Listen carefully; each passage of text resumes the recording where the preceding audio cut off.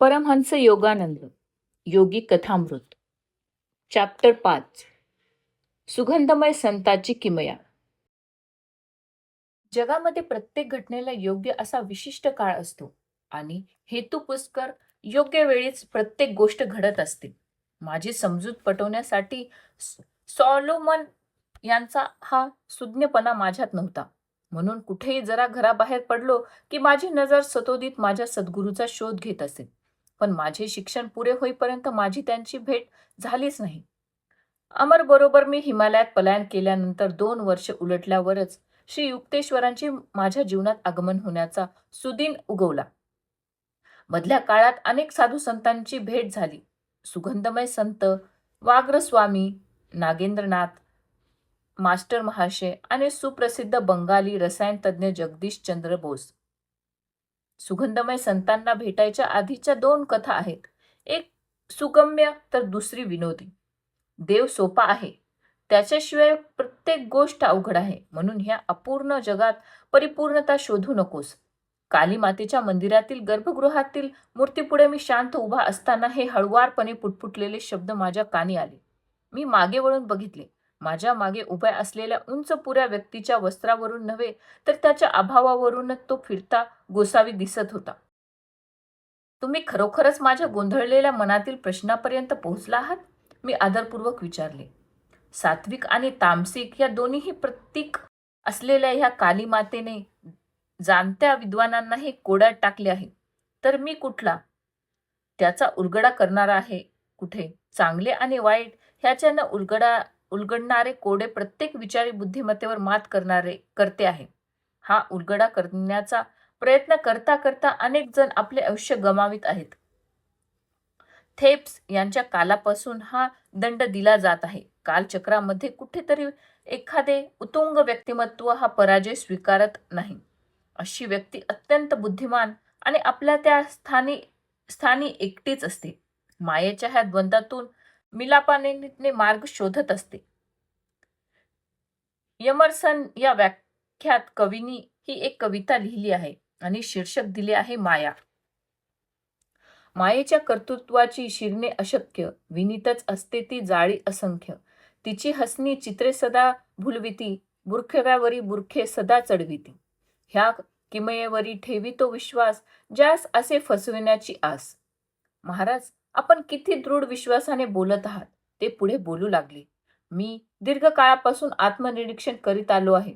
सुज्ञपणा वेडीला धरून स्वतःची तपासणी करतो आहे. स्वतःच्या विचारावर अविरत नजर ठेवतो आहे. फार कठीण व कधीकधी हताश करणारा अनुभव आहे हा. स्वतःची गरज असते स्वतःचे विचार दुसऱ्यास बोलून दाखविणे, स्वतःला दुजोरा देणे. त्यामुळे अहंकाराचा उद्भव होतो. अशा व्यक्तींना वाटते की परमात्मा व त्यांचे विश्व ह्यांना जाणून घ्यायचा हक्क फक्त त्यांनाच आहे. अशा दुराग्राहीपणापुढे सत्तेही मागे पडत असणार ना, मी विचारले. बोलणे रंगत होते. अशा बढाईखोरपणाचा त्याग केल्याशिवाय माणूस सत्य जाणू शकत नाही. वरवरची आच्छादने दूर केली तर कळून येते की माणसाचे मन चिखलासारखे असते. अनेक चुकीच्या समजुती किड्याप्रमाणे वळवळत असतात. तिथे एकमेकांवर मात व वार करीत असतात. रणांगणावरच्या युद्धालाही लाजवील असे युद्ध चालू असते. म्हणून माणसाला आपल्या मनातल्या रिंपूपर ताबा प्रथम मिळवावा लागतो. हे रिपू साधेसुधे नसतात बरं का, मोठ्या मोठ्यांना नमवितात आपल्या पुढे. हे सतत न थांबतात. माणसाच्या झोपेत सुद्धा वासनांच्या आणि विकाराच्या तलवारी त्यांच्यावर चालवीत असतात. प्रत्येक माणसावर त्यांचे वार चालूच असतात. प्रत्येकाच्याच वाट्याला येणारे ह्या प्रारब्धा पुढे शरण जाणे हे विचारीपणाने आहे, सुज्ञपणाचे नव्हे. तो माणूस निष्क्रिय, चैतन्यहीन आणि कार्यहीन शिष्ट नव्हे का? तो संत क्षणभर स्तब्ध राहिला व मग असे अस्पष्ट संदिग्ध उत्तर त्यांनी दिले. बघ, जो सर्व गुणांचा संचय असतो पण अदृश्य असतो तो परमेश्वर, आणि दृश्य असून गुणात अपुरा मानव, ह्या दोघांवरही प्रेम करणे कठीण आहे. कल्पकता ह्या व्यूचक्रासारखी आहे. अंतर्मनाचा शोध निदान एका अर्थाने तरी साऱ्या मानव जातीच्या ऐक्याची जाणीव करून देतो. स्वार्थीचे मजबूत नाते निदान एक अर्थाने तरी साऱ्या मानव जातीचे बंधुत्व प्रकट होते. समपातळीचा हा शोध लागल्यानंतर प्रकटते ही विस्मय लीनता. ह्या लीनतेचे स्वरूप पुढे आपल्या बांधवासाठी सहानुभूतीमध्ये होते. आत्म्याच्या निकोप बनविण्याच्या ताकदीचा शोध घेण्याची जाणीवही नसते. महाराज, प्रत्येक काळातील संतांची मानवाच्या दुःखाबद्दल अशीच भावना राहिली आहे. फक्त वरवरच्या विचार करणारा माणूस स्वतःच्या दुःखाच्या विचारात बुडून जाऊन दुसऱ्याच्या हाल अपेष्टांना काहीच प्रतिसाद देत नसतो. त्या साधूच्या धीर गंभीर चेहऱ्यावर मृदू भाव प्रकटले. डॉक्टरने मानवी अवयवाची चिरफाड करून तपासणी केल्याप्रमाणे जो आपल्या मनाची तपासणी करतो त्यालाच फक्त सर्वव्यापक सहानुभूतीची अनुभूती होते. तोच मी पणाच्या कानठळ्या बसविणाऱ्या मागण्यापासून मुक्त होऊ शकतो. अशा मनोभूमीवर भगवंताबद्दलचे प्रेम फुलून येते. असा जीवात्मा सरते शेवटी आपल्या निर्मात्याकडे वळतो. कधी-कधी त्याला नुसता प्रश्न करण्यासाठी, का देवा असे का? वेदनेच्या चाबकाने कठोर फटकारे बसवण्याचे अंती तो त्या सर्वव्यापक अस्तित्वाकडे नेला जातो. खरे तर निर्मात्याच्या माधुर्यानेच तो त्या अस्तित्वाकडे आकर्षित झाला पाहिजे. हे सुज्ञ महंत व मी कलकत्त्याच्या कालीघाट मंदिरात होतो. त्या प्रसिद्ध भव्य मंदिराच्या ख्याती ऐकून ते बघण्यासाठी मी तिथे आलो होतो. योगायोगाने भेटलेल्या ह्या सोबतच्या मोठ्या ऐटीतल्या हातवाऱ्यांनी सारी भव्यता जणू बाजूस सारली. माती व विटा आम्हा ऐकण्यायोग्य स्वर घेऊ शकत नाहीत. माणसाने उच्चारलेल्या आत्म्याचा सूर संगीतानेही हृदय खुलते. प्रवेशद्वारातून येणाऱ्या हव्याशा वाटणाऱ्या सूर्यप्रकाशाकडे आम्ही चालू लागलो. भक्तांचे थवेच्या थवे येत जात होते. उजेडात मला जरा विचारपूर्वक निहाळूनच ते सुज्ञ उद्गारले, "तू लहान आहेस अजून." प्राचीन ऋषींनी अजरामर मूल्यांच्या आध्यात्मिक जीवनाच्या रीती ठरवून ठेवल्या आहेत. ते कठीण आदेश आजपर्यंत टिकून राहिले आहेत व ह्या भूमीसाठी पुरेसे आहेत. अर्वाचीन उच्च दर्जाच्या भौतिकवादाच्या फसवेगिरीतही ते टिकून राहिले व आजही भारतात आचरण शिकवित आहेत.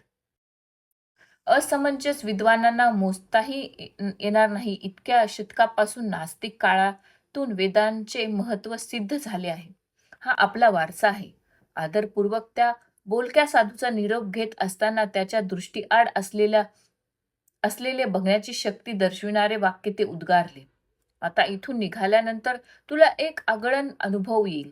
मी मंदिराच्या आवारातून बाहेर पडलो व तिथे इथे तिथे भटकू लागलो. कोपऱ्यावर वळताच मला एक जुना परिचित भेटला. त्याचे लांबलचक बोलणे असे की वाटे की कधीच थांबणार नाही. आपण या अगोदर भेटल्यानंतर 6 वर्षात काय काय घडले हे जर तू सांगतेस तर मी तुला अगदी योग्य वेळेतच जाऊ देईल बर का.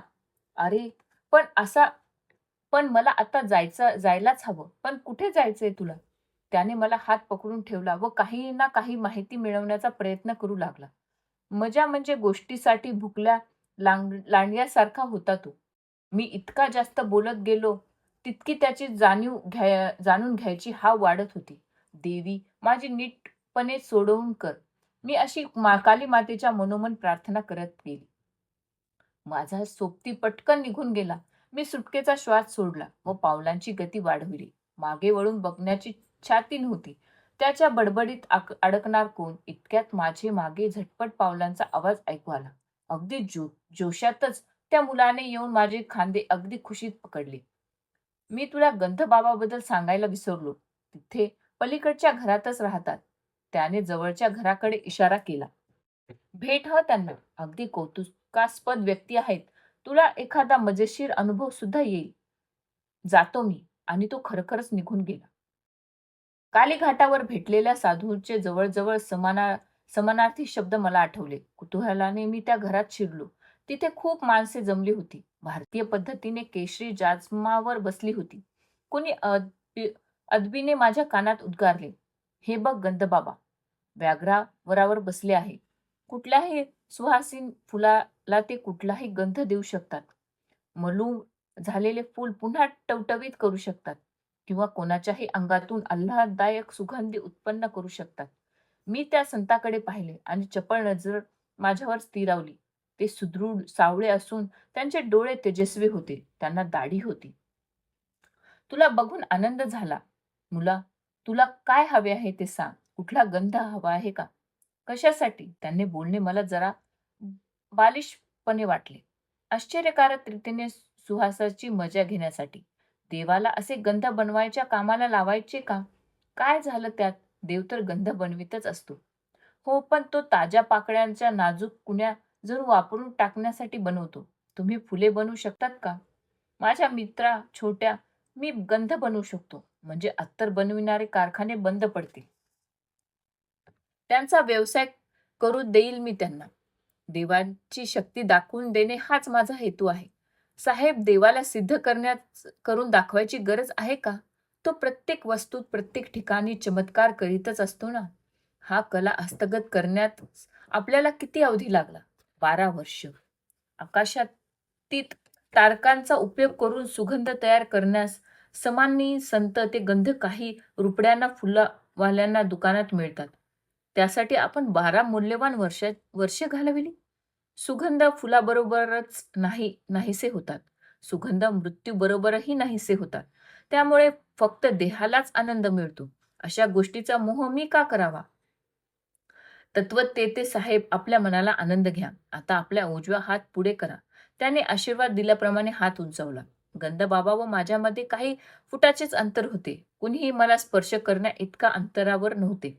मी हात पुढे केला आणि योग्याचे त्या स्पर्श केला नाही. तुला कुठला गंध हवा? गुलाब. तथास्तु. आणि काय आश्चर्य, माझ्या तळव्यामधून गुलाबाचा सुगंध दरवळू लागला. मी स्मितपूर्वक पुष्पदानातून एक शुभ्र गंध हे पुष्प घेतले. ह्या गंधहीन फुलाला चमेलीचा गंध देऊ शकेल का? तथास्तु. चमेलीचा गंध दरवळला. मी त्यांचे आभार मानले आणि त्यांच्या विद्यार्थ्यांबरोबर बसलो. त्यांनी मला माहिती पुरवली की गंधबाबाचे नाव विशुभानंद. तिबेटमधल्या गुरुजवळ त्यांनी अनेक आश्चर्यजनक योगांचा अभ्यास केला आहे. ते तिबेटी योगी तब्बल 1000 वर्ष वयाचे होते, असे त्याने मला निश्चयपूर्वक सांगितले. त्यांचे शिष्य हे गंध बाबा. तू पाहिलेस ना? तितक्यात सहजी बोलता बोलतात असे चमत्कार करून दाखवित असतात. तो विद्यार्थी आपल्या शिक्षकाबद्दल अभिमानाने बोलत होता. एखाद्याच्या आचार विचाराच्या पद्धतीप्रमाणे त्याच्या विविध बदलत्या पद्धती असतात. ते आश्चर्यकारक आहे. कलकत्त्यामध्ये अनेक विद्वान त्यांच्या शिष्यवर्गात आहेत. मी मनातल्या मनात निश्चय केला, मी त्यांच्यापैकी एक असणार नाही. इतक्या आश्चर्यकारक गुरु मला आवडण्याजोगा नव्हता. गंधबाबाचे विनयपूर्वक आभार मानून मी बाहेर पडलो.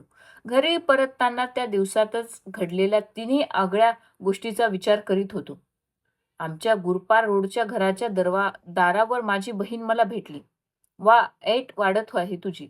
अत्तर काय वापरतोस? एक शब्दही न बोलता मी तिला माझा तळवा हुंगण्याचा इशारा केला. किती छान गुलाबाचा सुगंध आहे.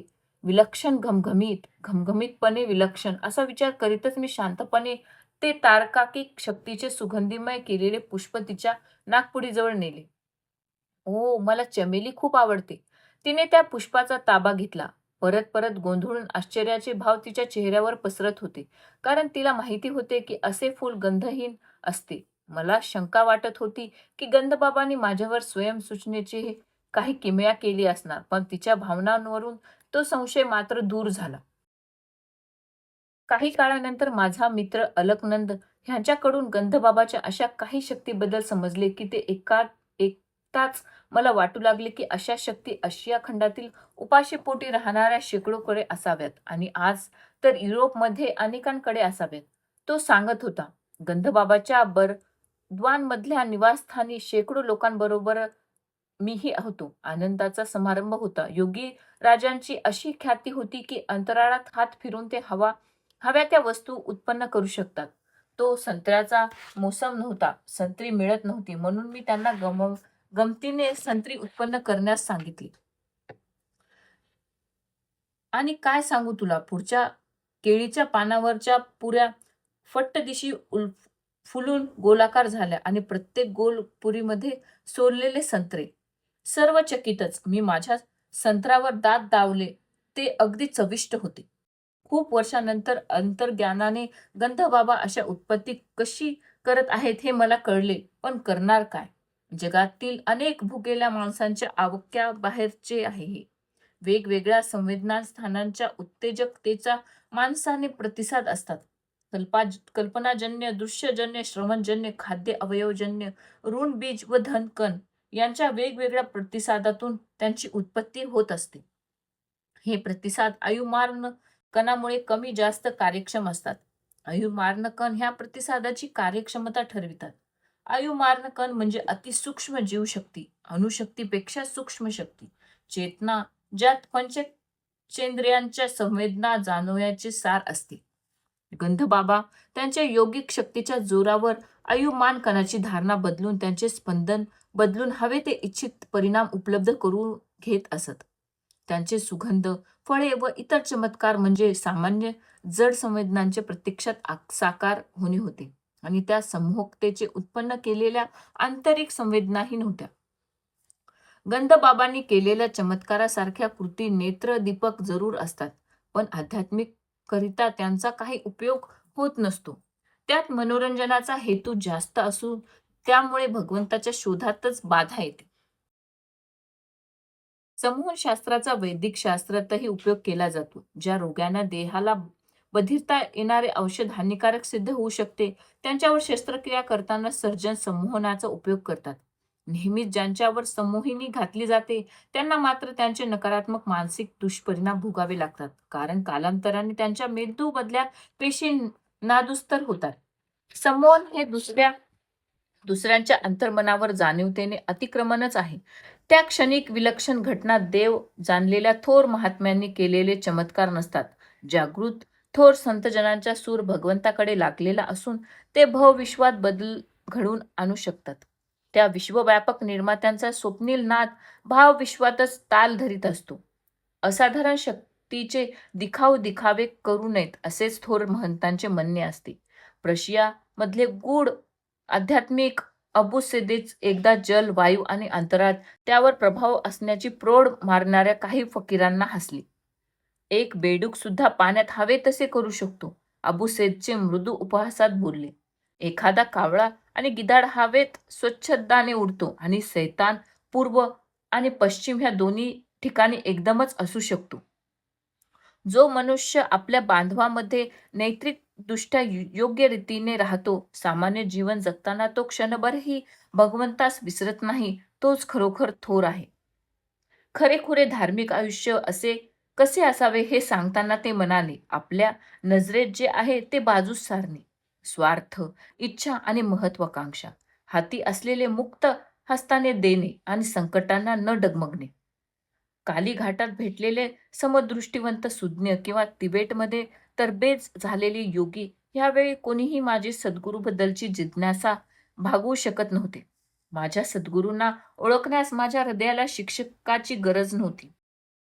संमतीची वाखाणण्याची ललकारी उडली असती. स्तब्ध मन शांतीतून जोरदारपणे आवाज गरजला असता.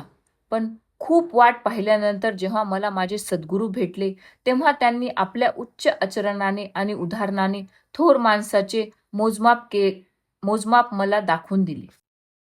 इथे हा आपला अध्याय संपलेला आहे. भेटूया आपण आपल्या पुढच्या अध्यायासोबत.